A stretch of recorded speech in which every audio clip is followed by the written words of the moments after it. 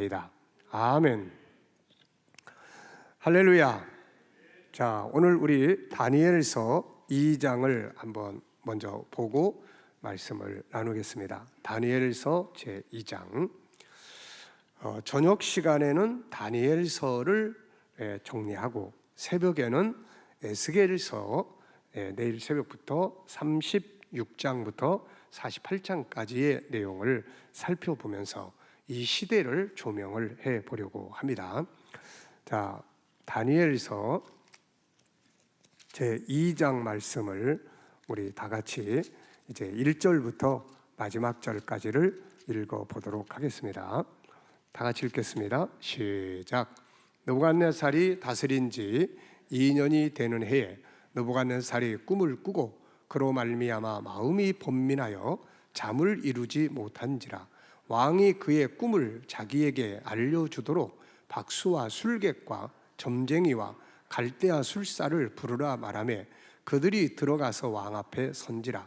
왕이 그들에게 이르되 내가 꿈을 꾸고 그 꿈을 알고자 하여 마음이 번민하도다 하니 갈대아 술사들이 아랄 말로 왕에게 말하되 왕이여 만수무강하옵소서. 왕께서 그 꿈을 종들에게 이르시면 우리가 해석하여 드리겠나이다 하는지라. 왕이 갈대아인들에게 대답하여 이르되 내가 명령을 내렸나니 너희가 만일 꿈과 그 해석을 내게 알게 하지 아니하면 너희 몸을 쪼갤 것이며 너희의 집을 거름더미로 만들 것이요 너희가 만일 꿈과 그 해석을 보이면 너희가 선물과 상과 큰 영광을 내게서 얻으리라. 그런즉 그 꿈과 그 해석을 내게 보이라 하니 그들이 다시 대답하여 이르되 원하건대 왕은 그 꿈을 종들에게 이르소서. 그리하시면 우리가 해석하여 드리겠나이다 하니 왕이 대답하여 이르되 내가 분명히 아노라. 너희가 나의 명령이 내렸음을 보았으므로 시간을 지연하려 함이로다. 너희가 만일 이 꿈을 내게 알게 하지 아니하면 너희를 처치할 법이 오직 하나이니 이는 너희가 거짓말과 망령된 말을 내 앞에서 꾸며 말하여 때가 변하기를 기다리려 함이라. 이제 그 꿈을 내게 알게 하라. 그리하면 너희가 그 해석도 보일 줄을 내가 알리라 하더라. 갈대아인들이 왕 앞에 대답하여 이르되 세상에는 왕의 그 일을 보일 자가 한 사람도 없으므로 크고 권력 있는 왕이라도 이런 것으로 박수에게나 술객에게나 갈대아인들에게 물을 자가 없었나이다. 왕께서 물으신 것은 어려운 일이라. 육체와 함께 살지 아니하는 신들 외에는 왕 앞에 그것을 보일 자가 없나이다 한지라. 왕이 이로 말미암아 진노하고 통분하여 바벨론의 모든 지혜자들을 다 죽이라 명령하니라. 왕의 명령이 내림에 지혜자들은 죽게 되었고 다니엘과 그의 친구들도 죽이려고 찾았더라.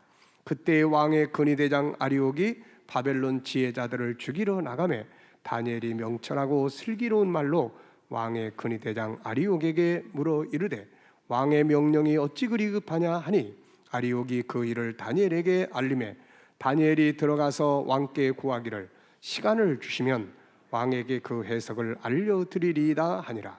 이에 다니엘이 자기 집으로 돌아가서 그 친구 하나냐와 미사엘과 아사랴에게 그 일을 알리고 하늘에 계신 하나님이 이 은밀한 일에 대하여 불쌍히 여기사 다니엘과 친구들이 바벨론의 다른 지혜자들과 함께 죽임을 당하지 않게 하시기를 그들로 하여금 구하게 하니라. 이에 이 은밀한 것이 밤의 환상으로 다니엘에게 나타나 보이매 다니엘이 하늘에 계신 하나님을 찬송하니라. 다니엘이 말하여 이르되 영원부터 영원까지 하나님의 이름을 찬송할 것은 지혜와 능력이 그에게 있음이로다. 그는 때와 계절을 바꾸시며 왕들을 폐하시고 왕들을 세우시며 지혜자에게 지혜를 주시고 총명한 자에게 지식을 주시는도다. 그는 깊고 은밀한 일을 나타내시고 어두운 데에 있는 것을 아시며 또 빛이 그와 함께 있도다. 나의 조상들의 하나님이여 주께서 이제 내게 지혜와 능력을 주시고 우리가 주께 구한 것을 내게 알게 하셨사오니 내가 주께 감사하고 주를 찬양하나이다. 곧 주께서 왕의 그 일을 내게 보이셨나이다 하니라. 이에 다니엘은 왕이 바벨론 지혜자들을 죽이려 명령한 아리에게로 가서 그에게 이같이 이르되 바벨론 지혜자들을 죽이지 말고 나를 왕의 앞으로 인도하라. 그리하면 내가 그 해석을 왕께 알려드리리라 하니, 이에 아리옥이 다니엘을 데리고 급히 왕 앞에 들어가서 아뢰되 내가 사로잡혀온 유다 자손 중에서 한 사람을 찾아내었나이다. 그가 그 해석을 왕께 알려드리리이다 하니라. 왕이 대답하여 벨드사살이라 이름한 다니엘에게 이르되 내가 꾼 꿈과 그 해석을 내가 능히 내게 알게 하겠느냐 하니, 다니엘이 왕 앞에 대답하여 이르되 왕이 물으신 바 은미라는 것은 지혜자나 술객이나 박수나 점쟁이가 능히 왕께 보일 수 없으되 오직 은미라는 것을 나타내실 이는 하늘에 계신 하나님이시라. 그가 느부갓네살 왕에게 후일에 될 일을 알게 하셨나이다. 왕의 꿈 곧 왕의 침상에서 머릿속으로 받은 환상은 이러하니이다. 왕이여, 왕이 침상에서 장래일을 생각하실 때에 은미라는 것을 나타내시는 이가 장래일을 왕에게 알게 하셨사오며, 내게 은미라는 것을 나타내심은 내 지혜가 모든 사람보다 낫기 때문이 아니라 오직 그 해석을 왕에게 알려서 왕이 마음으로 생각하던 것을 왕에게 알려주려 하심이니이다. 왕이여, 왕이 한 큰 신상을 보셨나이다. 그 신상에 왕의 앞에 섰는데 크고 광채가 매우 찬란하며 그 모양이 심히 두려우니, 그 우상의 머리는 순금이요 가슴과 두 팔은 은이요 배와 넓적다리는 노시요 그 종아리는 쇠요 그 발은 얼마는 쇠요 얼마는 진흙이열 난다요. 또 왕이 보신즉 손대지 아니한 돌이 나와서 신상의 쇠와 진흙에 발을 쳐서 부서뜨리매, 그때의 쇠와 진흙과 놋과 은과 금이 다 부서져 여름 타작 마당에 겨같이 되어 바람에 불려가는 곳이 없었고, 우상을 친 돌은 태산을 이루어 온 세계에 가득하였나이다. 그 꿈이 이러한즉 내가 이제 그 해석을 왕 앞에 아뢰리이다. 왕은 여러 왕들 중에 왕이시라.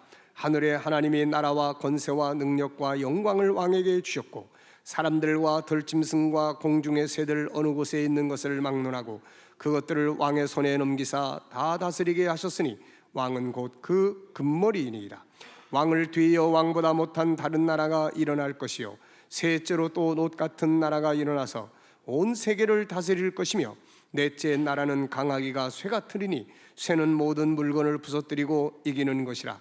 쇠가 모든 것을 부수는 것 같이 그 나라가 문 나라를 부서뜨리고 지을 것이며, 왕께서 그 발과 발가락이 얼마는 토기장이에 진흙이요 얼마는 쇠인 것을 보셨은즉 그 나라가 나윤일 것이며, 왕께서 쇠와 진흙이 섞인 것을 보셨은즉 그 나라가 쇠 같은 든든함이 있을 것이나, 그 발가락이 얼마는 쇠요 얼마는 진흙인즉 그 나라가 얼마는 든든하고 얼마는 부서질 만할 것이며, 왕께서 쇠와 진흙이 섞인 것을 보셨은즉 그들이 다른 민족과 서로 섞일 것이나 그들이 피차에 합하지 아니함이 쇠와 진흙이 합하지 않음과 같으리이다.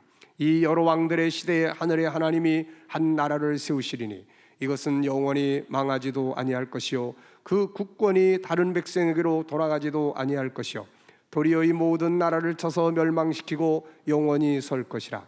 손대지 아니한 돌이 산에서 나와서 쇠와 놋과 진흙과 은과 금을 부서뜨린 것을 왕께서 보신 것은 크신 하나님이 장래일을 왕께 알게 하신 것이라. 이 꿈은 참되고 이 해석은 확실하니이다 하니, 느부갓네살 왕이 엎드려 다니엘에게 절하고 명하여 예물과 향품을 그에게 주게 하니라. 왕이 대답하여 다니엘에게 이르되 너희 하나님은 참으로 모든 신들의 신이시오 모든 왕의 주제시로다. 네가 능히 은미라는 것을 나타내었으니 네 하나님은 또 은미라는 것을 나타내시는 이시로다. 왕이 이에 다니엘을 높여 귀한 선물을 많이 주며 그를 세워 바벨론 온 지방을 다스리게 하며 또 바벨론 모든 지혜자의 어른을 삼았으며, 왕이 또 다니엘의 요구대로 사드락과 메삭과 아벳네고를 세워 바벨론 지방의 일을 다스리게 하였고 다니엘은 왕궁에 있었더라. 아멘. 할렐루야. 자, 우리 옆에 분들과 인사 한 번씩 합시다. 은혜 많이 받으시기 바랍니다. 네. 성경 전체는 예수님의 초림과 재림을 다루고 있습니다. 창세기부터 요한계시록까지 66권은 하나의 역사를 다루고 있어요. 그 역사의 주인공은 바로 예수님입니다. 그래서 구약은 예수님 오시기 전의 약속, 신약은 예수님 오신 후의 약속이라는 뜻입니다. 예수님의 초림하심과 그리고 재림하심으로 인류의 역사는 끝나게 되는 겁니다. 그리고 지난 주일날 우리가 살펴보고 이번 주 묵상 내용인 것처럼 계시록 21장, 또 내가 새 하늘과 새 땅을 보니 처음 하늘과 처음 땅은 없어졌고 바다도 다시 있지 않더라. 이제 이 지구와 모든 것은 소멸되고 하나님의 나라가 이 땅에 우리에게 임하게 되는 거죠. 그래서 이것이 이제 어떻게 시작이 됐느냐? 천지 창조, 창세기 1장에서부터 영원전에부터 계신 하나님이 창조의 세계를 만드셔서 역사가 시작이 됩니다. 역사라고 하는 것은 두 가지를 의미해요. 하나는 시간을 말하고 하나는 사건을 말합니다.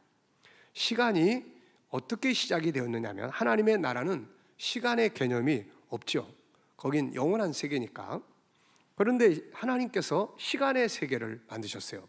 그것이 바로 지구를 만드시고 우주를 만드시면서 태양계를 만드시죠. 그래서 지구가 태양을 돌게 되면서 이 시간의 시작이 시작되게 된 것이죠. 이때부터 이제 우리 역사의 시작이 출발을 합니다.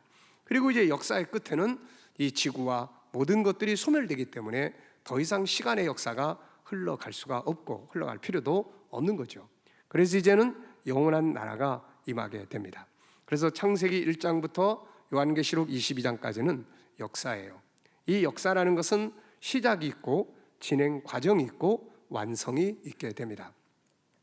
그래서 이 역사를 통해서 하나님이 하시는 일은 계시록 21장, 바로 새하늘과 새 땅, 천국을 이루시고 택한 백성들이 그 나라에서 영생하게 하시는 것이 하나님의 계획입니다. 인류의 역사는 바로 이 하나님의 역사를 이루어가는 시간표예요. 그래서 우리는 이 인류 역사 속에 살면서 이 시간표를 잘 알아야 되는 거죠. 그래서 하나님의 역사의 시작은 창세기, 그리고 이 역사의 완성은 요한계시록. 제가 우리 유치부 애들과 GTS 하면서 항상 그 질문을 합니다. 성경은 몇 권이지? 66권. 유치부 애들. 그리고 구약은 몇 권? 신약은 몇 권?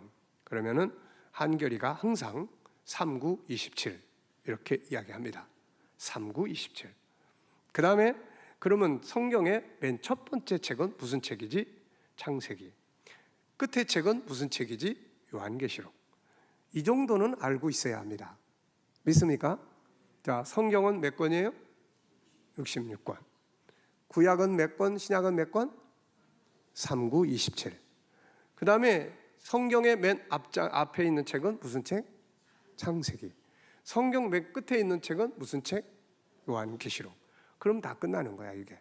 그래서 최소한 한결이보다는 우리가 나아야 된다 하는 겁니다. 자, 그래서 이렇게 창세기는 하나님의 계획이 시작이 되고, 그 다음에 시작이 된 역사가 진행이 되죠. 그리고 마침내 요한계시록은 계시록 21장 6절에 이루었도다. 나는 알파와 오메가요, 처음과 마지막이다. 시작한 그 일을 드디어 완성을 하셨다, 그런 말씀이에요. 그러면 이제 이 과정에 대한 책들이 쭉 있죠. 그 중에서 하나님 나라의 시간표라고 말할 수 있는 과정을 다루고 있는 책이 있단 말이에요. 구약에서는 무슨 책이에요? 다니엘서. 그리고 예수님 시대에 와서는 예수님이 직접 말씀하신 마태복음 24장과 25장에, 그리고 나중에 제자들은 계시를 받은 요한계시록. 이 세 책이 바로 시간표예요. 시간표. 일반적인 역사는 창세기, 출애굽기, 레위기, 민수기 이렇게 쭉 가지만은, 그러나 하나님의 나라의 시간표를 아주 자세하게 정리를 딱 해놓은 책은 구약엔 다니엘서, 그 다음에 마태복음 24장, 25장, 그 다음에 요한계시록입니다. 이해되셨습니까? 자, 그래서 요 세 책의 관계성을 우리가 항상 살펴봐야 돼요. 자, 이거 펴주시고. 자, 오늘 여러분들한테 이 페이퍼를 나눠드렸어요. 근데 글씨가 좀 작죠? 네, 글씨가 작은 이유는 여기 너무 신경 쓰지 마시고 제 이야기를 들으라는 뜻입니다. 그러니까 왜 이렇게 작게 했느냐, 이거 자꾸 쳐다보려고 그러지 마시고 제 이야기 귀를 기울이시면서 도표 그릴 때만 한번 참고하시면 됩니다. 아시겠죠? 자, 이 도표 꼭 기억해 주시고, 그 다음에 요 뒤에 예루살렘의 중요성과 역사, 요거는 글씨를 좀 크게 해놨어요. 그래서 요거는 집회 끝날 때까지 꼭 같이 가지고 계십시오. 그리고 저녁에 하는 건 제가 저녁 때마다 페이퍼 한 장씩을 만들어 드릴 테니까 참고하시면 되고, 요 뒤에 거, 네, 혹시 못 받으신 분 계세요? 제가 참 이게 믿음이 너무 적은 것 같아요. 오늘 저녁에 한 50명쯤 오실 거다 그러는데 지금 50명이 더 오셨나? 네, 이 제가 문제네 이거. 한 100명쯤 인쇄해놨으면 100명쯤 왔을 텐데. 네, 자, 모자란 분은 내일 저녁에 또 이렇게 함께 하도록 하고요. 자, 이제 이 역사 이야기를 하려고 합니다. 성경은 역사라는 거예요. 시작은 어디예요? 창세기. 완성은 어디예요? 계시록이에요. 그래서 이 시작과 완성, 그걸 총지휘하시는 분은 하나님이세요. 그래서 우리가 하나님을 믿을 때 성경을 기준으로 하잖아요. 성경 속의 교훈, 어떤 사건, 성경 속의 교훈만 이걸 보면은 역사를 몰라요. 그래서 일단은 천국운동의 역사를 먼저 우리가 잘 알아야 돼요. 그래서 역사는 이렇게 출발을 합니다. 자, 요 정도 그리면은 뒤에서 보이시나요? 자, 보이시나요? 요 정도 그리면. 자, 그래서 이게 이제 출발점입니다. 출발점이에요, 이렇게. 근데 하나님은 이때부터 계실까요? 이전에도 계실까요? 그렇죠. 하나님은 이전에도 계세요. 영원전부터. 그래서 이거를 동그라미로 그리면 이렇습니다. 하나님은 영원 세계에 계시는 분이세요. 근데 영원 세계에서 하나님이 이 일을 시작하셨어요. 그게 무슨 일입니까? 하나님을 닮은 하나님의 형상을 가진 하나님의 자녀들을 창조하셔서 그들이 번성해서 완성될 하나님의 나라에서 영생하도록, 영원히 함께 살도록 하시기 위해서 그 일을 시작하신 거예요.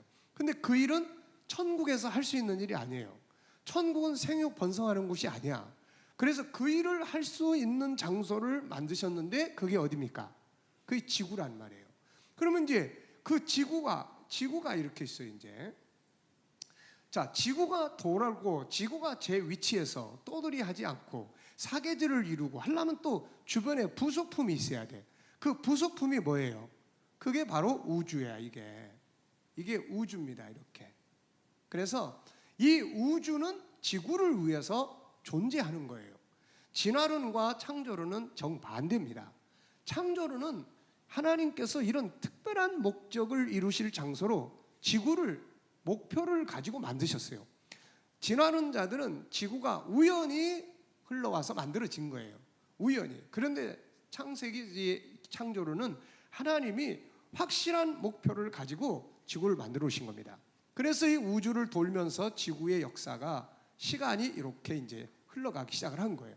그래서 이 지구는 시간의 역사고 하나님이 계시는 여기는 시간이 없어요.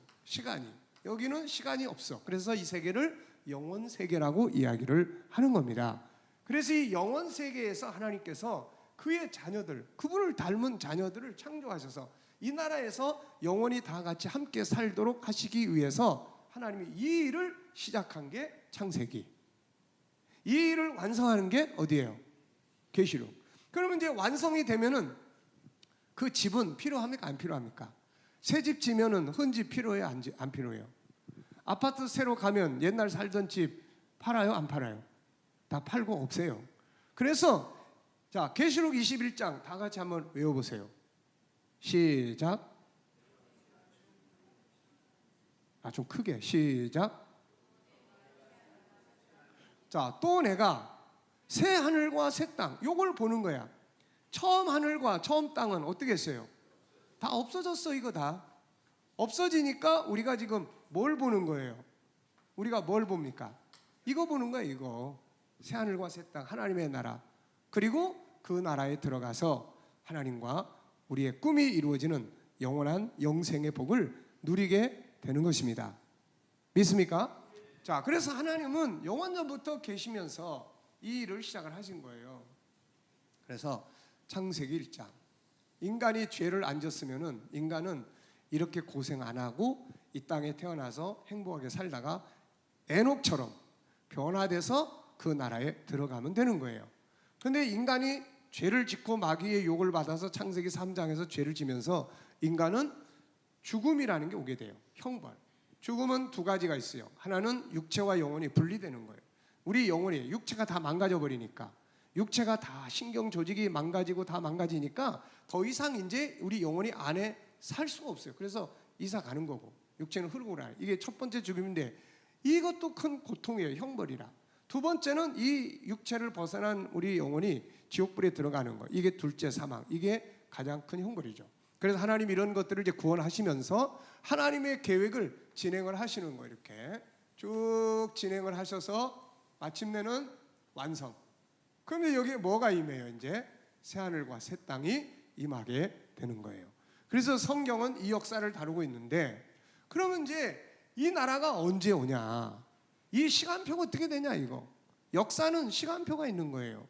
그래서 이 시간표를 하나님께서 말씀을 해주셨는데, 자, 하나는 구약에는 어떤 책? 다니엘서가 있어요. 다니엘서. 그 다음에 신약에는 또 어떤 책이 있어요? 마태복음 24장, 25장. 그리고 또 요한계시록. 그래서 먼저 우리는 이런 책의 관계들을 이해를 해야 돼요. 이거. 이 세 책은 이런 스타일이에요. 이거. 그래서 이 세 책은 따로 보면은 안 되는 책입니다. 이 세 책은 이렇게 돼 있어요. 그래서 자, 이게 뭐 같아요? 뭐 같이 보입니까? 네? 물고기예요. 근데 자, 이 물고기가 이렇게 머리 부분, 꼬랑 이 가운데 부분, 꼬리 부분이에요. 그러면 이게 다니엘서. 이렇게. 요거는 마태복음 24장, 25장. 그다음에 요건 요한계시록. 전체를 놓고 보면 이렇게 보이는데 요거를 싹 지워버려요. 이렇게 싹 지워버리면은 계시록만 따로 떨어뜨려 놓고 보면은 어떻게 보여요? 저게 뭐처럼 보여요? 이 고기처럼 보입니까? 이게 뭐처럼 보여요? 아니, 안 보이세요 이거? 도장님, 이게 뭐처럼 보여요? 삼각형처럼 보이고. 그래서 이 계시록만 따로 떼어놓고 설명을 하면 이게 문제가 많은 거예요. 실체가 없어요. 어떤 분은 삼각형, 어떤 분은 트라이앵글, 어떤 분은 산, 뭐 자기 생각대로 이야기를 하는 거예요 이게. 그래서 이 예언서를 우리가 살펴볼 때는 항상 다니엘서부터 이해하고, 왜냐면은 이런 관계야. 다니엘서가 이렇게 있어요. 자, 그러면 이 다니엘서 속에는 뭐가 다 들어요? 여기 이제 예수님이 오셨어요. 예수님. 자, 그래서 예수님의 이야기. 그 다음에 요거는 이제 맨 끝에 있는 내용이에요. 요한계시록은. 요거는. 자, 그래서 이 마태복음 24장, 25장도 어디 들어있어요? 다니엘서 속에 다 들어있어요. 이게. 다니엘서 속에. 그 다음에 이 요한계시록도 어느 책 속에 들어있어요? 다니엘서 속에 끝부분에 다 들어있어요. 이게. 그러니까 예수님의 예언서도 다니엘서 속에 들어있고 요한계시록도 다니엘서 끝에 다 들어있어요. 이게. 그러니까 다니엘서는 이걸 전체를 이야기를 해놓은 거예요. 그러면은 자, 예수님의 예언서 속에는 이 앞에 있는 이야기는 있어요, 없어요? 이게 필요 없어요.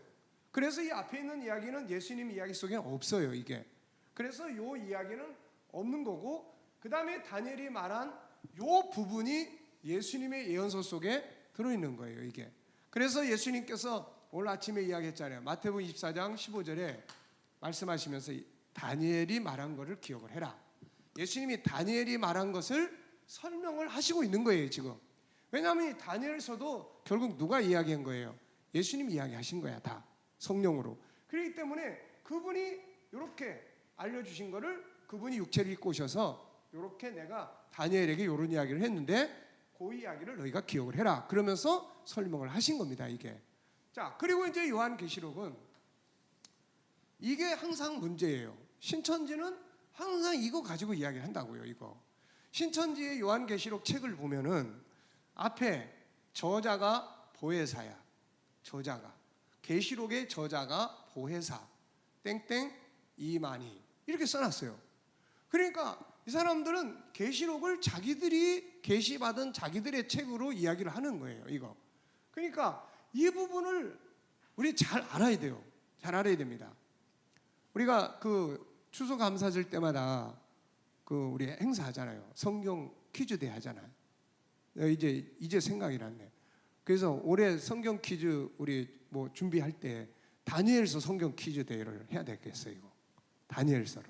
그리고 계시록 성경 퀴즈 대회를 하고 이래야지 이게 복습이 좀 될 것 같아요. 이 목사님, 예, 기억해 주세요. 그 생각이 안 나가지고. 자, 그런데 이런 구조를 가지고 있어요. 그러니까 계시록은 세 군데 들어있어. 다니엘서서 끝에 들어있고 예수님의 말씀 속에 들어있고 그 다음에 독자적으로 또 계시록에 들어있고 이거 세 번 들어있는 거야.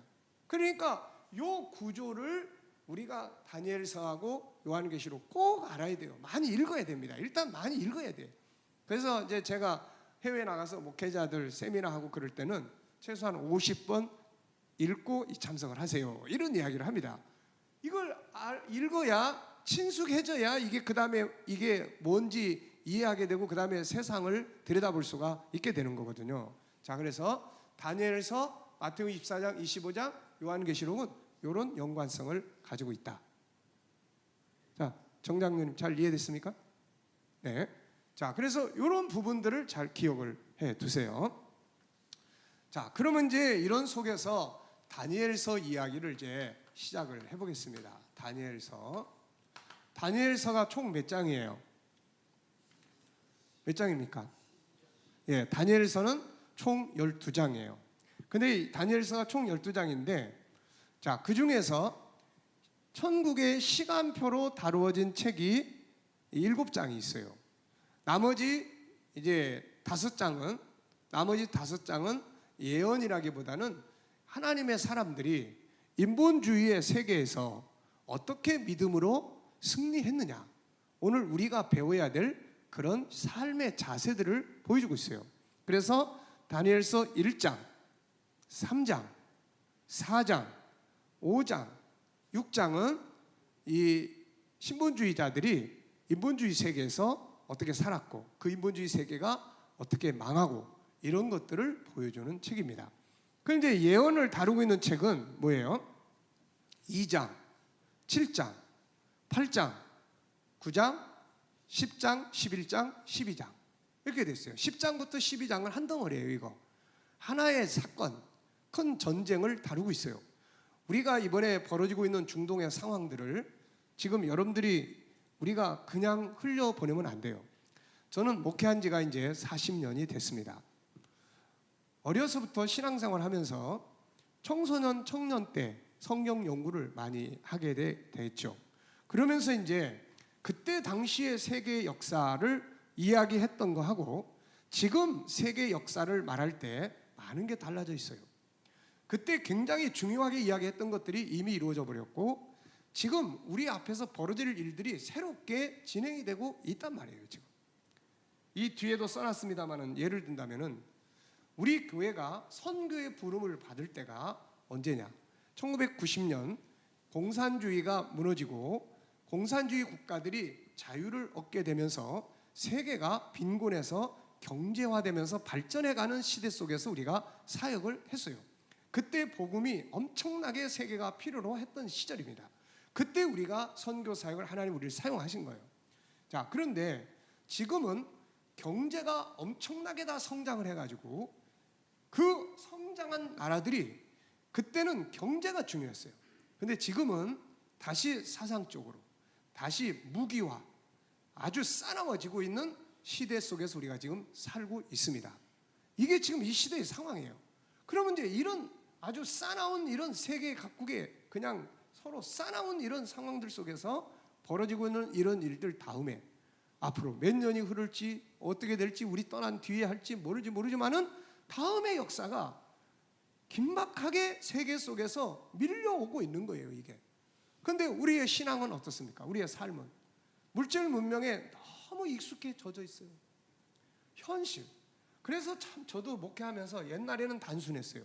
근데 지금은 보세요. 아이들 수학도 가르쳐야 돼.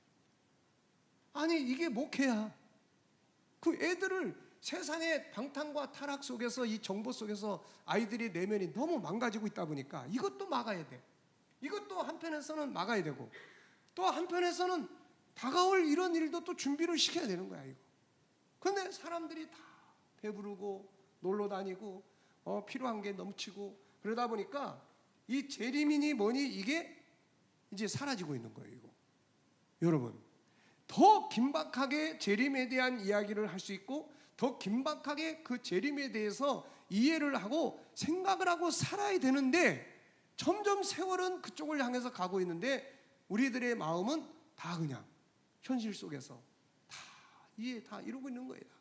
거기다가 코로나가 아주 기름을 확 부어버려가지고 뭐 집회를 해도 모이지도 않고, 은혜를 받으려고 해도 잘 되지도 않고, 이런 상황 속에서 지금 가고 있는 거예요. 이게 정말 얼마나 답답하고 안타깝고 막 그런 일입니까 이거.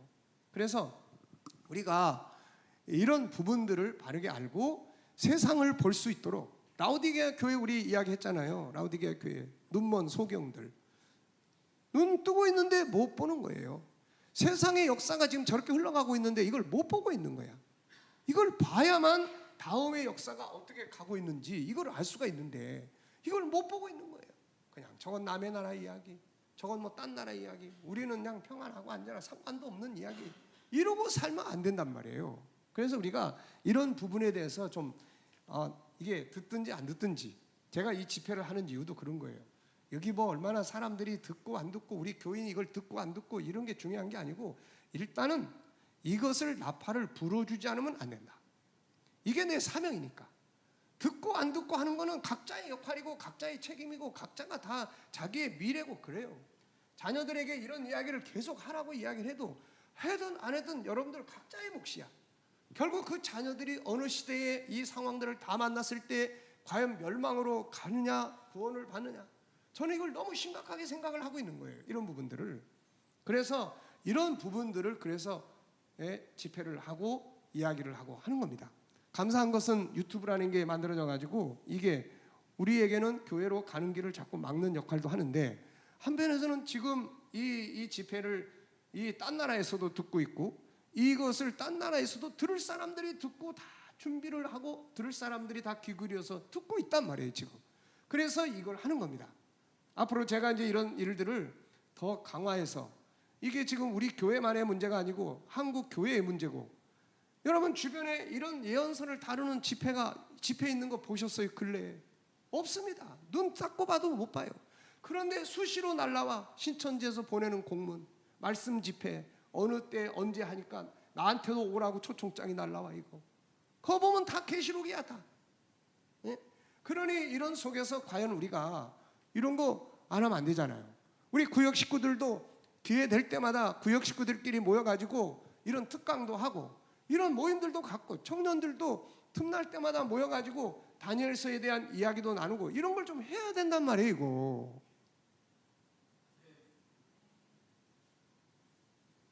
뭐 여러분들 알아서 들으시든지 아멘 하시든지 안 하시든지 이건 알아서 하고, 나는 내 할 일만 할 테니까.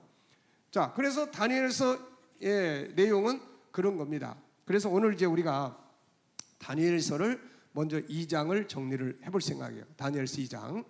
자, 다니엘서 2장은 이미 아시는 대로 이 느부갓네살이 꿈을 꿉니다.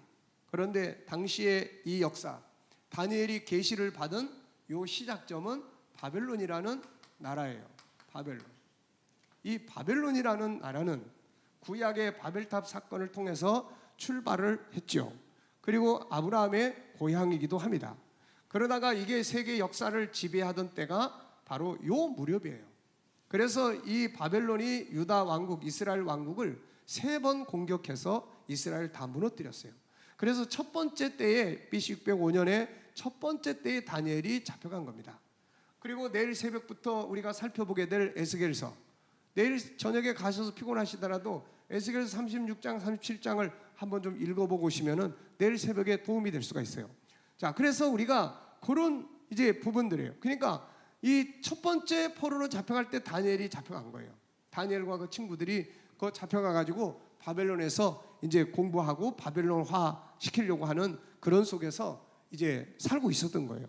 이런데 이제 느부갓네살이 세계적인 왕입니다. 뭐 이 사람은 오늘날까지도 역사 속에서 세계의 영웅으로 다 인정하고 있는 사람이에요. 이 사람은. 그러니까 이 느부갓네살이라는 사람, 이 사람이 꿈을 꿨어요. 근데 꿈을 꿨는데 이게 도대체 무슨 꿈인지 이게 잊어버렸고 해석도 못 하겠는 거예요. 그래가지고 이제 자기 나라의 뭐 점쟁이, 술주사의 박사들, 뭐 나름대로 연구하는 학자들 뭐 다 불러 모아놓고 내가 뭔 꿈을 꿨는지 찾아내라. 그러니까 이 사람들 얼마나 황당합니까 이거. 아니 무슨 꿈을 꿨는지 이야기를 해주셔야 이거 해석을 하든지 뭐라든지 하지. 아니 무슨 꿈을 꿨는지도 모르는데 우리가 그 꿈을 어떻게 찾아냅니까? 그랬더니 이 느부갓네살 왕이 성질나니까 다 죽여라 이렇게 된 거야 이거. 요즘 같은 데는 있을 수 없는 사건이 벌어진 거죠. 그랬더니 이 다니엘 같은 사람에게도 이제 그게 영문도 모르고 이제 다니엘을 잡으러 온 사람이 있잖아요. 그랬더니 이게 뭐냐 그랬더니 이러이러한 상황이 벌어져서 그런다고 그랬더니 왜 이렇게 왕이 급하냐, 나한테 시간을 달라. 그래가지고 이제 친구들하고 모여가지고서는 이제 기도를 하니까 역사를 통치하시는 이가 하나님이시란 말이에요. 그러니까 세상의 역사를 세상에 사는 사람들은 몰라요. 세상에 사는 사람이 세상의 역사를 어떻게 합니까 이거. 근데 지구 밖에서 이걸 통치하시는 하나님은 이 역사를 알고 계신다고요. 그분이 역사를 통치하고 역사를 진행하시는 분이기 때문에 이분은 아시는 거야. 그러니까 바벨론의 점술가나 술개이나 이런 사람들은 모르는 게 당연하고 하나님이 이거를 다니엘한테 계시를 한 거예요. 그래서 다니엘이 이걸 보고서는 이런 역사구나. 그리고서는 왕한테 가서 이야기를 쫙 풀어주니 당신이 꾼 꿈은 이런 거고 내용은 이런 겁니다. 쫙 보여주니까 느부갓네살이 그 앞에 보좌에서 내려와 가지고 다니엘 앞에 절을 하는 장면이 펼쳐지는 거야 이게. 그래가지고 다니엘한테 지위를 높여주고 이때부터 다니엘은 얘 느부갓네살의 멘토가 되는 겁니다 이게. 그래서 이런 상황들이 벌어지고 있는 거예요. 근데 이제 이 역사가 그냥 단순한 역사가 아니에요. 이 역사가 오늘 우리가 사는 시대를 관통하는 역사예요. 이 역사가. 그래서 이 시대로부터 시작해가지고 이 역사를 설명하는데 어디까지 가느냐, 여기까지 가는 역사를 쭉 설명하고 하나님의 나라가 임하는 여기까지의 역사를 설명을 쭉 하는 거야 이게. 세상의 역사, 세상 나라의 역사는 계속 흘러가는 게 아니에요. 여기까지만 흘러가는 거야. 그 다음에 세상 나라의 역사가 끝나면 하나님의 나라가 임하게 되는 거예요. 그래서 역사 끝에 하나님의 나라가 임하면 역사는 완성이 되는 겁니다 이게. 자, 그런 역사를 쭉 이제 설명을 하고 있는 거예요. 그래서 이제 다니엘이 설명한 이야기를 우리가 한번 보겠어요. 우선 이 계시의 배경에 대해서 이것도 우리가 꼭 기억해야 돼요. 하나님은 아무한테나 보여주고 들려주는 게 아닙니다. 그래서 28절을 한번 보세요. 오직 은밀한 것을 나타내실 이는 2장 28절에 한번 보세요. 하늘에 계신 하나님이시라. 그가 느부갓네살 왕에게 후일에 될 일을 알게 하셨나이다. 왕의 꿈 곧 왕이 침상에서 머릿속으로 받은 환상은 이러하니이다. 왕이요, 왕이 침상에서 지금 뭘 생각하고 있습니까? 이 사람이 뭘 생각하고 있어요? 장래 일을 생각하고 있어요. 고민하는 사람이에요. 이 사람은 위대한 지도자입니다. 그래서 자기가 통일시킨 세계가 자기 이후에 과연 어떻게 흘러갈 거냐, 역사가 어떻게 흘러갈 것인지에 대해서 고뇌를 가진 사람이에요. 하나님은 이런 사람에게 하나님의 뜻을 계시하시게 되는 겁니다. 그래서 우리 성도들이 고민하면서 살아야 돼요. 어떤 고민이 필요합니까? 하나님의 뜻을 알기 위해서 고민하고 하나님의 뜻을 이루기 위해서 의에 줄이고 목마른 자의 심령을 가지고 고민을 해야 그런 사람들에게 답을 알게 하시고 깨닫게 하시고 길을 열어주시게 되는 거예요. 믿습니까? 자, 그래서 장래일을 생각하실 때에 그러면 이 장래일을 아시는 분이 누굽니까? 이 역사의 미래를 아시는 분이 누구예요? 이걸 누가 알겠어요? 이걸 통치하시는 하나님만이 아시기 때문에 하나님이 이것을 보여주시게 된 거예요. 그래가지고 자 22장 19절부터 한번 보세요. 이에 이 은미라는 것이 밤의 환상으로 다니엘에게 나타나 보이매 다니엘이 하늘에 계신 하나님을 찬송하니라. 다니엘이 말하여 이르되 영원부터 영원까지 하나님의 이름을 찬송할 것은 지혜와 능력이 그에게 있음이로다. 그는 뭘 바꾸세요? 때를 바꾸시고 계절을 바꾸시고 왕들을 패하시고 왕들을 세우시며 지혜자에게 지혜를 주시고 총명한 자에게 지식을 주시는도다.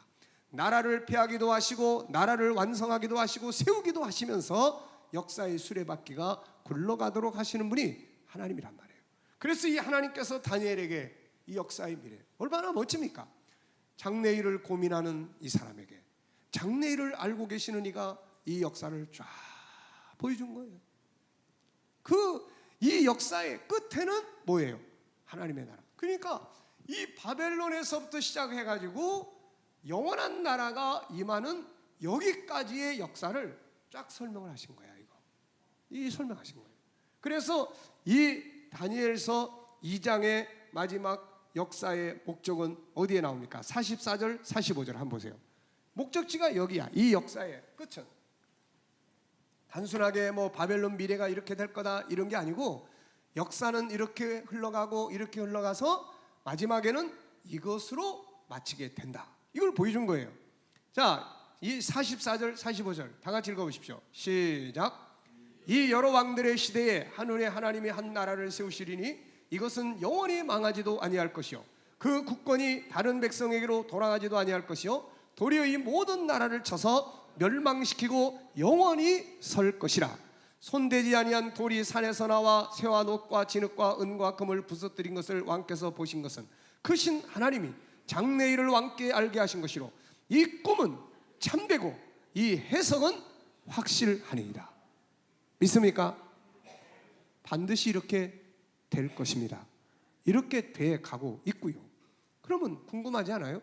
우리 지난 주일날 설교 참 계시록 21장 새하늘과 새 땅 얼마나 감동적입니까?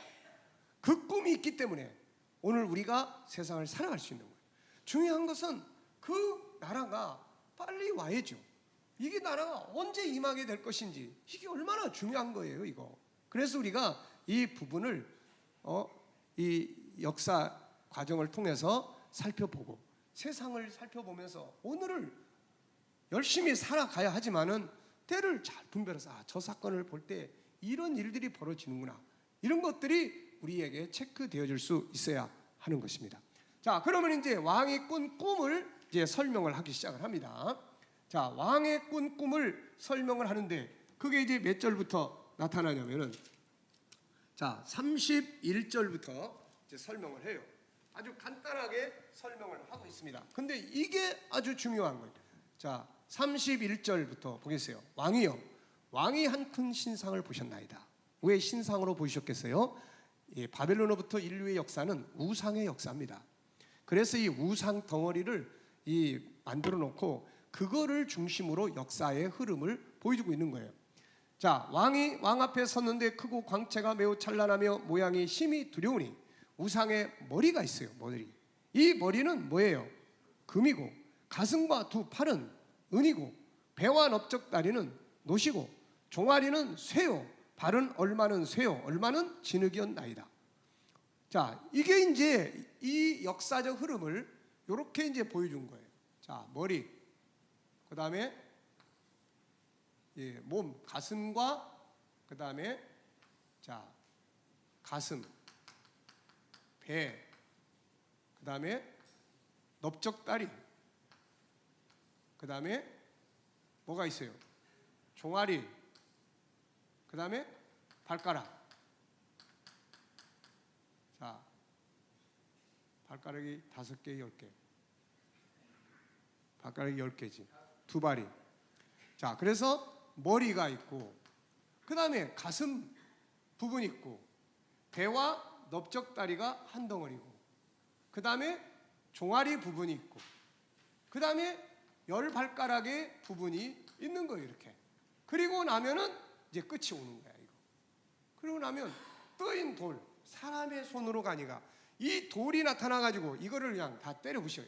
여기 끝 부분을 때려 부시니까 다 무너지고 이 돌이 충만해. 이게 하나님의 나라란 말이에요. 예수 그리스도의 재림과 이렇게 되는 거야 이게.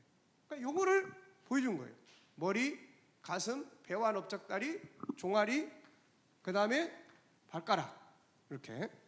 자, 그래서 이제 여기에 대해서 설명을 하는 거예요. 이제 이게 그러니까 이거를 굳이 우리가 계시를 받아서 해석을 하려고 막 할 필요 없어요. 설명을 해놨어. 그러니까 이걸 관심 있게만 지켜보면 되는 거야. 자, 보세요. 그 꿈이 이러한즉 내가 이제 그 해석을 왕 앞에 아리레이다. 왕이요, 왕은 여러 왕들의 왕이시라. 하늘의 하나님이 나라와 권세와 능력과 영광을 왕에게 주셨고 사람들과 들짐승과 공중의 새들 어느 곳에 있는 것을 막론하고 그것을 왕의 손에 넘기사 다 다스리게 하셨으니 왕은 곧 무엇이에요? 금머리.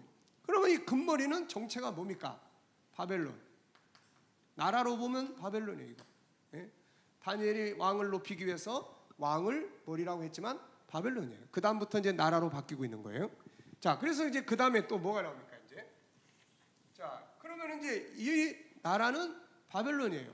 여기서부터 시작해서 이제 역사가 진행이 되는 거야. 그러면 이제 그 다음에 읽어보세요. 뭐가 있습니까? 그 다음에 두 번째 나라, 왕을 뒤이어 왕보다 못한 뭐가 일어나? 다른 나라가 일어나는 거예요. 그러면 이제 역사 공부를 조금만 우리가 하면은 바벨론을 무너뜨리고 등장한 나라가 있어요. 어떤 나라가 있습니까? 바로 메데 바사라는 나라가 있어. 나중에 이 나라가 페르시아, 오늘날의 이란. 지금 요 이란이라는 나라가 지금 이 팔레스틴의 이스라엘과 팔레스틴과의 싸움 속에서 이란이라는 나라가 참전을 할 거냐 말 거냐, 이게 중요한 거예요. 요게 이란과 또 하나 나라가 있어요. 시리아. 요것들이 같이 섞여가지고 맞붙고 미국이 이 나라들과 싸우고 러시아가 이들 속에서 함께 동참을 한다. 이러면 우리 시대에 예수님 오실 수도 있어요.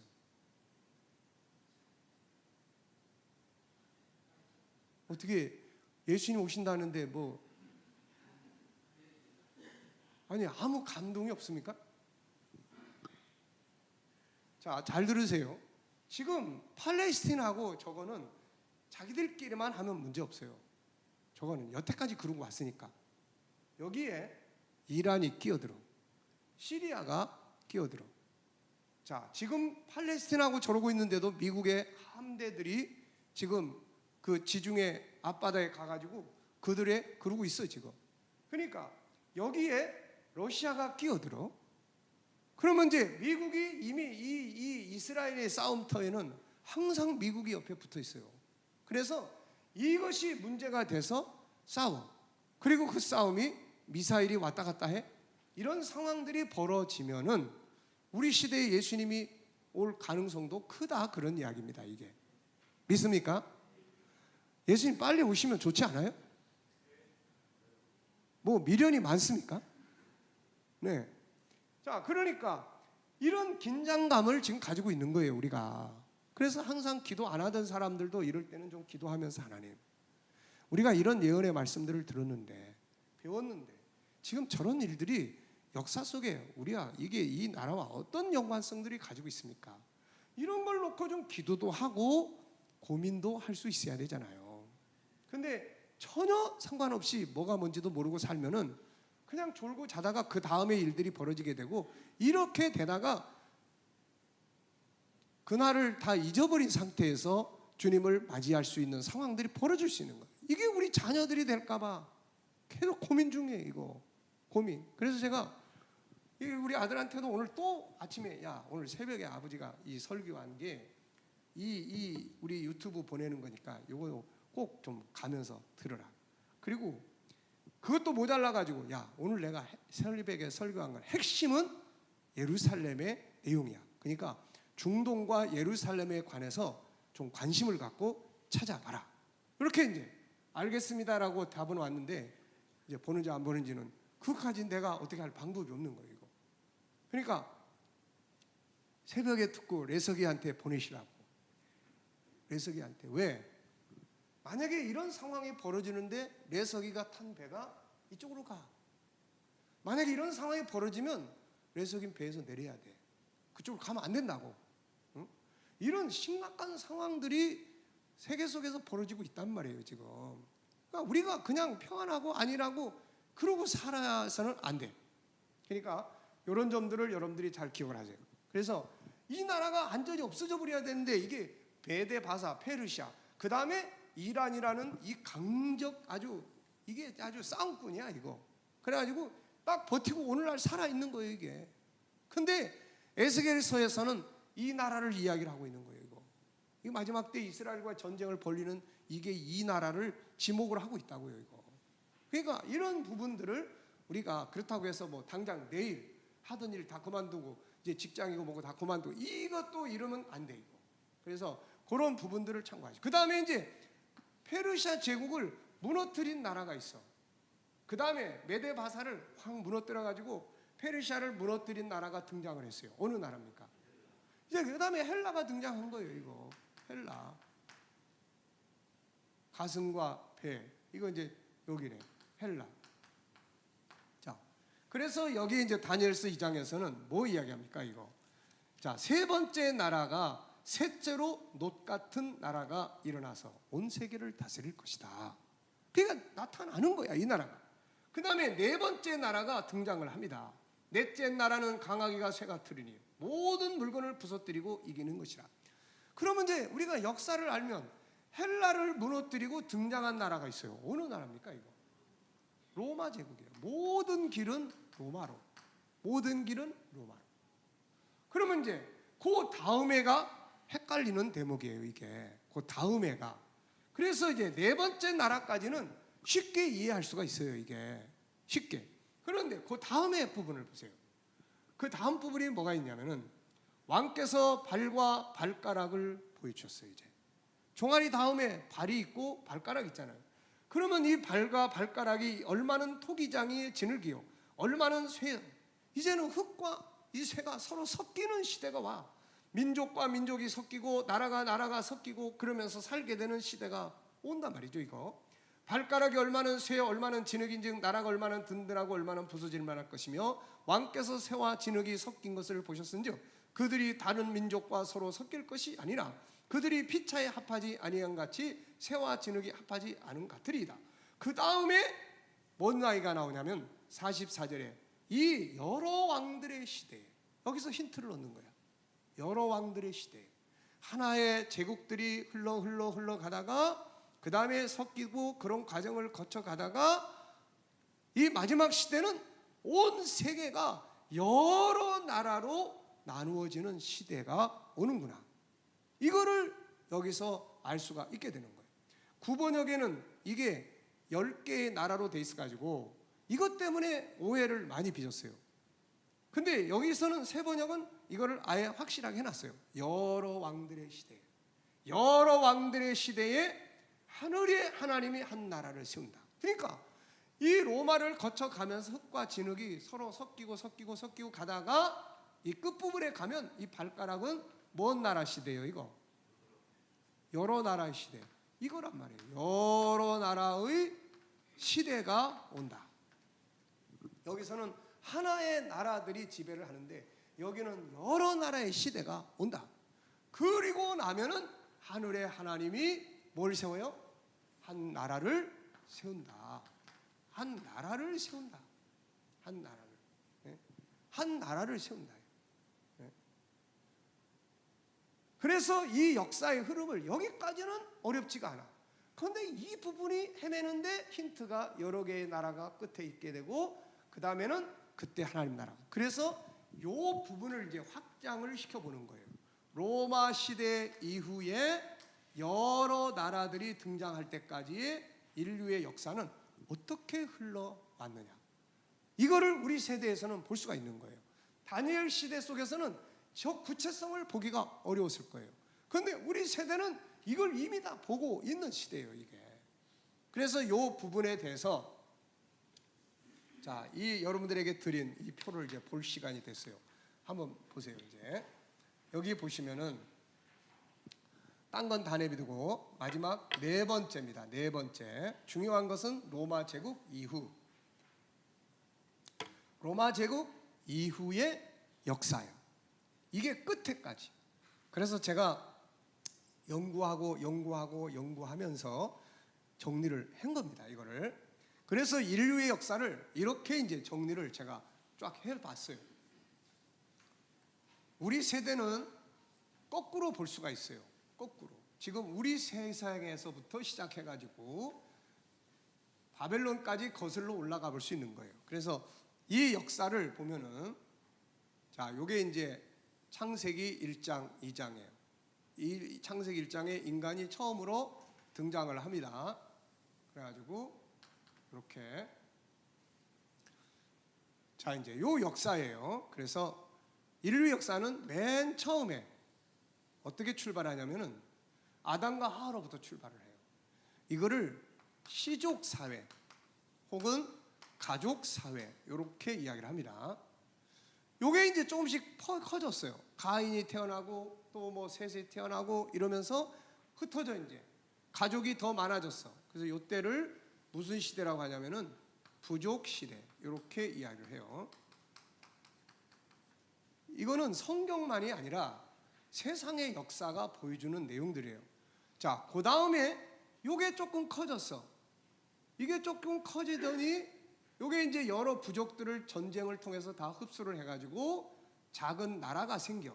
이것을 도시국가라고 이야기를 해요. 작은 나라들. 서울도 한 나라, 저 백제도 한 나라, 뭐 고려도 한 나라. 그래서 요 시대가 바로 아브라함이 살던 시대예요. 요 시대가. 그래서 그때는 나라라고 해봐야 조금해. 소돔성에도 왕이 있고 고모라도 왕이 있고, 그래서 조금 있는 거예요. 그런데 이제 요게 이제 세월이 흘러가면서 요게 이제 커집니다. 이렇게 이제 커져.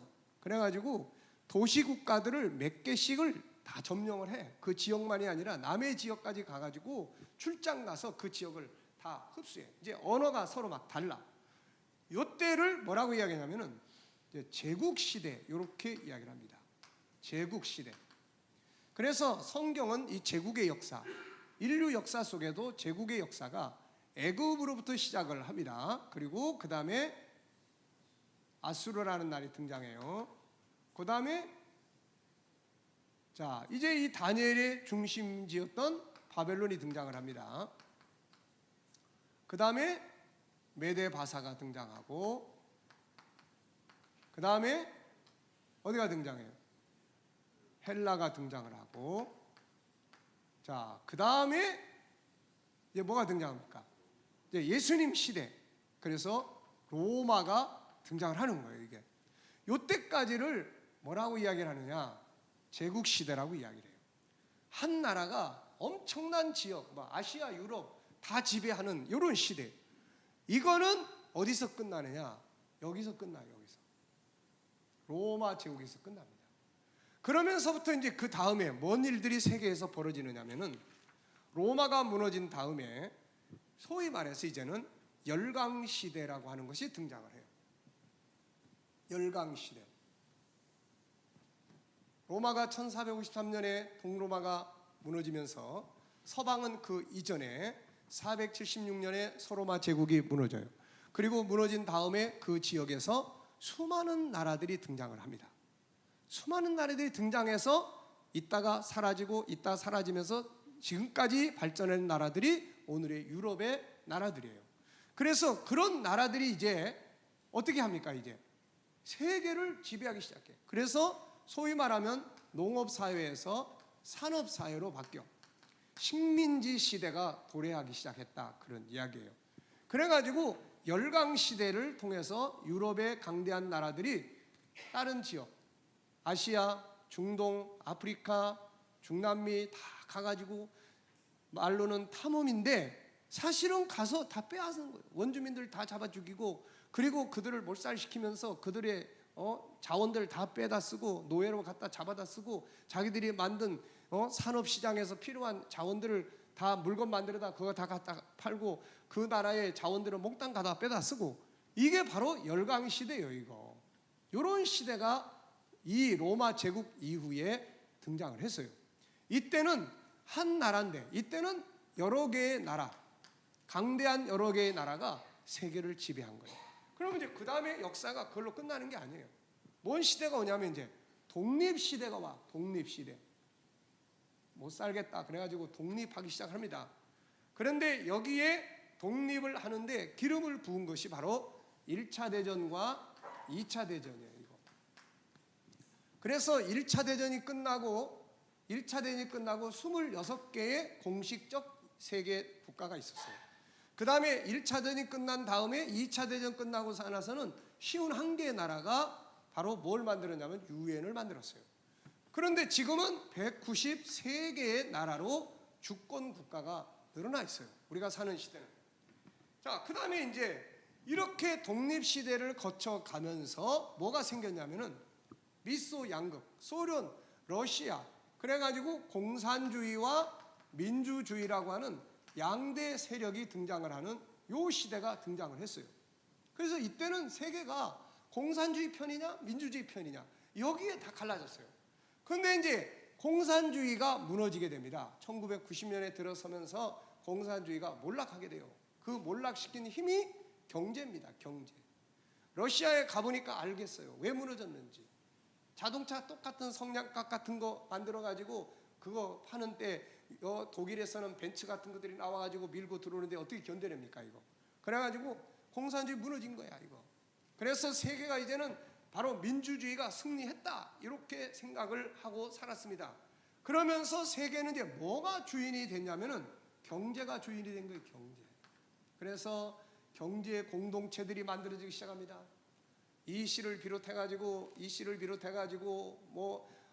미국과 중남미의 연합체라든지 아시아 동맹이라든지 해서 세계가 다 우리나라도 중국과 다 개선하고 러시아에 갔다 대사관 만들고 뭐 다 하면서 제가 러시아 90년대에 드나들 때 공항에서 딱 나가면은 공항 밖에 쫙 펼쳐져 있었던 것이 대우그룹 간판이에요. 대우그룹 전체가 다. 어느 날 나중에는 이제 바뀌기 시작했어요. 이 대우가 사라져버리고 삼성하고 그 다음에 LG가 또 이제 간판을 붙이기 시작을 하더라고요. 이게. 그래가지고 세계가 어떻게 바뀌느냐? 시장화. WTO라는 세계 경제 시장의 룰이 만들어지면서 세계가 하나의 시장화된 거예요. 이게. 그래가지고 세계 경제가 엄청 성장을 했습니다. 우리나라를 비롯해가지고. 자, 그러면서 이제 오늘 우리가 살고 있는 요 시대가 온 거예요. 지금 우리가 사는 시대는 여기야. 여기를 살고 있어요.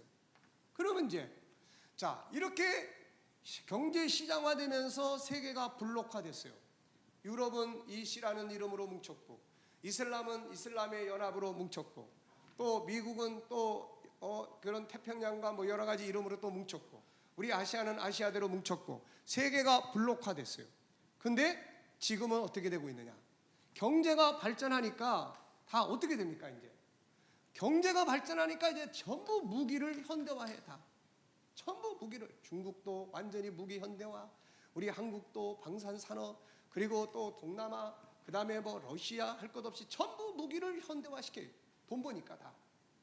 이거를 인류를 위해서 써야 되는데 무기를 다 교체하는데, 그러면서 옛날에 자기들이 땅덩어리들을 생각하는 거예요. 옛날에 제국주의 때, 열강시대 때 러시아 제국을 생각하고 또 중국 제국을 생각하고 이런 것들을 생각하면서 러시아가 우크라이나를 옛날 우리 땅이었어. 그래가지고 쳐들어간 것이 지금 우크라이나하고 싸움질 하고 있는 거예요 지금. 그러니까 이런 무기들에 교체하면서 그러다 보니까 뭔 일이 벌어지냐면, 자, 뭉쳤던 곳들이 다시 흩어져. 지금 다시 흩어져 가지고 새로운 공동체 현상들, 새로운 연합체들이 등장을 해요. 사우디가 경제적인 부유를 통해서 이 사람들이 휘발유 팔아먹은 돈 가지고 어마어마하니까 뭐 그 축구 세계도 유럽의 축구 그 유명한 회사들 맨체스티 같은 거 뭐 이런 것들 다 저쪽으로 가 있잖아요 지금. 사우디 쪽에 뭐 카타르 자본이 어떻고 뭐 사우디 자본이 어떻고 다. 그래가지고 뭐 이번에 보니까 토트넘도 뭐 어디서 살라고 그런다고 그러대. 그러니까 뭐 손흥민한테 뭐 몇 배를 더 주고 어쩌고 저쩌고 그런 이야기 많이 나옵니다. 자, 그러니까 중동 자본이 움직이면서 여기에 또 우리나라는 또 수출로 먹고 살아야 되니까 그쪽에 또 같이 연합을 하고 있고, 그러면서 러시아가 우크라이나를 쳐들어오니까 나토라고 하는 것이 옛날에는 유명무실했는데 요게 다시 뭉쳐가지고 힘을 발휘하게 되고, 여기에 또 우리나라를 또 끼어들게 만들었어 이거. 그래가지고 우리나라가 나토에서 회원국은 아닌데 거기에 관계성을 같이 공유할 수 있는 그런 나라로 끼어들었어 지금 우리나라도. 이런 문제들이 지금 벌어지고 있는 거예요. 그러던 찰나에, 그러니까 여기까지는 보세요. 공산주의 무너지고 민주주의 되고 경제, 여기는 다 그냥 다 좋았어. 너도 좋고 나도 좋고 다 뭐 다 좋아. 여기는 우리 같이 다 잘 먹고 잘 살자, 열심히 돈 벌어가지고 부자 되자, 다 그래가지고 다 우리나라, 중국, 뭐 러시아 할 것 없이 다. 그런데 지금은 안 돼. 이제 미국에서 중국의 군수 물품 이런 것 때문에 반도체가 어쩌고 못 들어가게 막아. 여기에 관계된 우리나라 그런 기업들이 거기에 진출했던 것들이 다 문 닫아. 이런 상황들이 이제는 새로운 각축전을 벌여가고 있는 거예요. 그러던 상황에서 지금 팔레스틴 이 문제가 벌어진 거예요. 이건 항상 벌어질 수 있는 문제예요. 이유를 내일 아침에 여러분들 여기 보면 그 이유를 보면 당연히 벌어질 수 있는 이야기예요. 저게. 왜냐하면 이게 조금만 위단계로 거슬러 올라가면은 이스라엘 사람들이 팔레스틴 사람들 다 몰아내고 다 뺏은 땅이야 거기가. 근데 조금 더 올라가 보면은 이스라엘이 살고 있던 땅이야. 그 조금 더 올라가 보면 그들 원주민들의 조상이 살았던 땅이야. 또 조금 더 올라가 보면은 레위기가 나와. 레위기가 하나님께서 이 땅에 이 백성들이 더러워져서 다 내쫓아버리는 그 사건이 벌어지는 거야. 그러니까 이스라엘 사람들은 그 땅에 들어오는 이유가 이건 하나님이 우리한테 준 땅이다. 하나님, 이거 이해됩니까? 이거 세상 사람들이 저 무슨 소리 하고 있는 거 지금? 그러니까 원래 아브라함이 그 땅에 들어왔어. 그 땅에 원래 살고 있던 원주민들이 있어. 그런데 그들의 후손들이 그 땅에 살고 이러는데 나중에 또 뺏고 어쩌고 저쩌고 이렇게 하다가 결국 유대인이 서기 70년에 다 망하고 나니까 유대인 출입 금지. 그러니까 유대인들은 세계 흩어지고 살면서 시오니즘, 우리가 들어갈 땅은 저 땅이야 저 땅이야 그러고서 들어오려고 하니까 거기 살고 있으니까 이 사람들이 다 학살시키고 다 엄청난 문제들이 있었던 거예요. 그래가지고 차지해서 저러고 있으니까 이스라엘에서는 팔레스틴을 완전히 없애야 되는데 없앨 수 없지. 그리고 팔레스틴은 저 예루살렘이 자기들의 수도였는데 저것들이 뺏어가지고 저러고 있지. 자기들의 이슬람 사원은 그 안에 딱 버티고 있지. 그러니까 아주 웃기지도 않은 장면이 뭐냐면 이슬람 사원이 여기 있어요. 그러면 이제 이 주변의 땅은 이것도 다 이스라엘 땅이야. 근데 이스라엘 사람은 여기 못 들어가. 여기에 살고 있는 이 팔레스틴 사람들이, 팔레스틴이 가자 지구하고 이 예루살렘 지구 두 지역이에요. 지금 가자 지역에서 벌어지고 있는 거야. 근데 이 예루살렘의 이쪽 지역에 사는 이 사람들은 이 예루살렘 이 성전에 들어가 가지고 여기서 맨날 예배드려. 이슬람 예배. 그리고 이 사람들 요 밖에는 통곡의 벽 밖에서는 이스라엘 사람들이 하나님 언제 저곳에 우리가 들어갈 수 있겠습니까? 그러고 기도하고 있어. 이러고 있는데 이게 안 터져. 이거 터질 수밖에 없는 거야 이거. 그러니까 이런 상황들이 벌어지고 있는 거예요. 그래서 지금 우리가 살고 있는 시대는 이렇게. 그래서 이제는 따뜻한 경제 연합을 하는 시대가 아니에요. 이제는 그런 시대를 넘어왔어. 넘어왔고 이제는 다시 끼리끼리. 근데 그 끼리끼리가 이제는 전쟁을 가져올 수 있는 상태로 끼리끼리가 되고 있어요. 이게 무서운 거예요. 우리나라가 지금 이쪽에 미국과 동맹을 강화시키는 게 당연한 일인데 또 이쪽에서는 이쪽과 동맹이 약해지니까 이것도 또 문제가 되고, 자 이런 상황들이 벌어지고 있어요. 그래서 과연 이 역사는 어떻게 갈 거냐? 어떻게 갈 거냐? 여기에 키를 쥐고 있는 것이 다니엘서 10장, 11장, 12장의 이야기예요. 이 내용을 읽다 보면 다음 일이 간다. 다음 일이 간다. 이게 얼마나 시간이 요 사이에 벌어질지 모르지만은 이게 우리 옛날에 제가 청년 때 이때는 한참 연구한 게 요거예요. 이 시에 대한 연구예요. 한참 이때는 이게 커졌으니까. 근데 지금은 요거 지나가 버렸어. 지금은 이제 요거를 연구하고 있는 거야 지금. 과연 이런 것들이 앞에 있는 큰 전쟁과 어떤 연관성이 있는지. 그래서 내일 새벽부터 이제 에스겔서가 이 문제에 많이 도움이 될 수가 있어요. 그래서 그 부분을 우리가 살펴보려고 합니다. 자, 요 밑에 그러고 나면은 이제 맨 마지막 요 역사적 과정이 지나고 나면은 요 끝부분의 역사가 우리한테 와. 끝부분의 역사. 이게 뭐예요? 적그리스도의 나라가 등장하는 거야. 신로마가 등장하고 적그리스도 등장하고 예루살렘 성전이 건축이 되고 그리고 나면은 주님이 오시는데 지금 그 작업을 가기 위해서 불때고 있다 그런 이야기입니다. 이게. 네. 자, 그러면은 여기 나눠드린 거 한번 보세요. 나눠드린 거. 밑에 뭐 동그라미 많이 쳐놓은 게 이제 그 역사고 그 밑에 보면은 몇 가지 적어놓은 거 있어요. 현대는 지역 연합화 후에, 다시 말하면 경제 연합화 후에요. 새로운 지역 분리와 연합이 진행되고 있습니다. 옛날에는 경제만을 토대로 해서 연합이 됐는데 이제는 경제가 토대가 아니에요. 동맹이라고 하는 이런 것들이 지금 중심이 되고 있습니다. 이거는 전쟁을 염두에 다 두고 하는 거예요, 이거. 그러니까 이런 상황에서 지금 세계가 다시 분리되고 있고 연합이 진행되고 있어요. 러시아 침공으로 유명무실했던 나토가 엄청 강화됐고 그 덕분에 우리나라는 무기 수출을 많이 하고 있습니다. 나토가 흐리터분해지다 보니까 유럽이 무기 개발이나 이런 것들이 느슨해진 속에 지금 이제 뭔가를 하려고 하니까 무기 공장 녹슬고 뭐 하나 하려고 그러면 시간도 많이 걸리고 그 틈에 우리 한국이 탱크도 많이 팔아먹고 자주펀지 나주펀지도 많이 팔아먹고 그러고 있어요. 네. 자, 그 다음에 중국의 일로일로라는 말 들어보셨을 거예요. 이게요 마지막 때에 계시록에 나타나는 동서 전쟁을 준비하는 길 닦는 겁니다. 이거 길 닦고 있는 거예요. 이것 때문에 뭐 프랑스가 이번에도 일로일로에 우리는 낀다 만다 뭐 이러고 있고 뭐 인도 쪽에도 그러냐. 그런데 결국은 그렇게 길들이 만들어지는 거예요. 실크로드는 뭔지 아시죠? 중국에서부터 유프라테스를 건너서 로마 제국까지 연결되는 옛날의 도로를 이야기하는 거예요. 이거. 그래서 해상에도 도로가 있었고 육상에도 도로가 있었는데 중국이 지금 그 꿈을 가지고 있는 거예요. 그 꿈을. 자, 그리고 그 다음에 이게 이제 문제가 그 다음에 중동의 오일몬이란 중동 세력들이 힘을 얻어요. 사실 사우디 옛날에 거슬러 조금만 올라가면은요. 옛날에 거슬러 올라가면은 그 사우디는 낙타 타고 다니는 사막의 장사꾼들이에요. 사막의 장사꾼들. 그래가지고 옛날 뭐 그 사람들하고 연결고리를 그 역사를 되다 보니까 우리나라 신라 시대도 그 사람들이 왔는데 이 사람들이 우리나라 오면 안 가. 왜? 우리나라가 너무 살기 좋아가지고. 그러니까 이 사우디 아랍은 다 소수 부족들이에요. 전부 다. 다 소수 부족들이 이슬람이라고 하는 이 정치적 세력에 의해서 통일이 된 거야 이게. 그래서 이 마호멧이라는 사람이 굉장히 머리가 똑똑한 정치꾼입니다. 이 사람.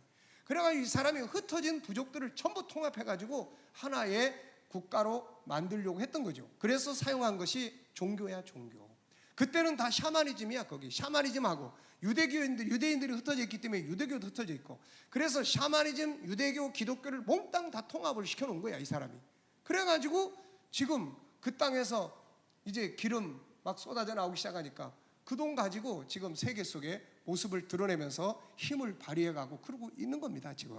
그러니까 이런 것들이 앞으로 어떻게 갈 건지. 옛날에는 소리도 없던 것이 등장을 해서 이제는 힘을 발휘해가지고 그 힘을 과시하고 그러면서 무장해 가고 있는 그런 시대. 중국과 미국의 대립으로 공산주의 국가들의 연합의 흐름. 러시아하고 중국이 맨날 자주 만나고 북한에 또 그 속에 뛰어가지고 과연 이런 문제들. 이런 것들이 우리나라도 굉장히 위험성이 있잖아요 지금.